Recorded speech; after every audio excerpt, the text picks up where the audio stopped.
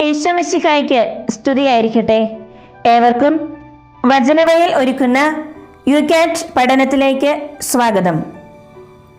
കഴിഞ്ഞ എപ്പിസോഡിൽ നമ്മുടെ യുക്തി കൊണ്ട് ദൈവത്തെ അറിയാൻ കഴിയുമോ എന്നതാണ് നമ്മൾ ചർച്ച ചെയ്തത്.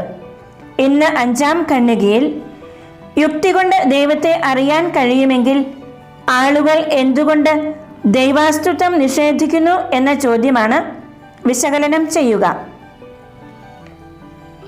കത്തോലിക്ക സഭയുടെ മതബോധന ഗ്രന്ഥം 37-38 ഖണ്ഡികകളിൽ ഇതിന് നൽകുന്ന ഉത്തരം ഇപ്രകാരമാണ്: അദൃശ്യനായ ദൈവത്തെ അറിയുക എന്നത് മനുഷ്യ മനസ്സിനെ സംബന്ധിച്ചിടത്തോളം വലിയ വെല്ലുവിളിയാണ്. അനേകരെ അത് വിരട്ടിയോടിക്കുന്നു. ചിലർ ദൈവത്തെ അറിയാൻ ആഗ്രഹിക്കാത്തതിൻ്റെ കാരണം ഇതാണ്: അവർക്ക് തങ്ങളുടെ ജീവിതത്തിന് മാറ്റം വരുത്തേണ്ടി വരും.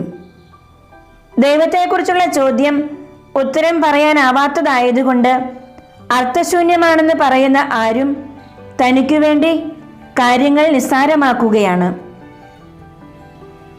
ഇതേ ആശയം തന്നെ യുകാറ്റിൻ്റെ 357-ാം ഖണ്ഡികയിലും കാണാൻ സാധിക്കും.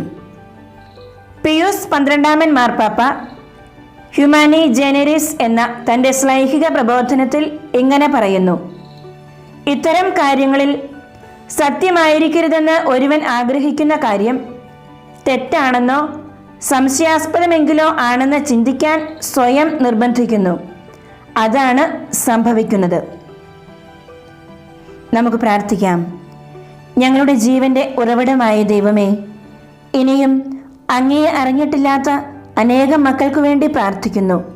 ദൈവമേ, സംശയം കൂടാതെ അങ്ങയിൽ വിശ്വസിക്കുവാനും പൂർണ്ണ ഹൃദയത്തോടെ അങ്ങയിൽ ശരണം വയ്ക്കുവാനും ഞങ്ങളെ പഠിപ്പിക്കണമേ. ആമേൻ.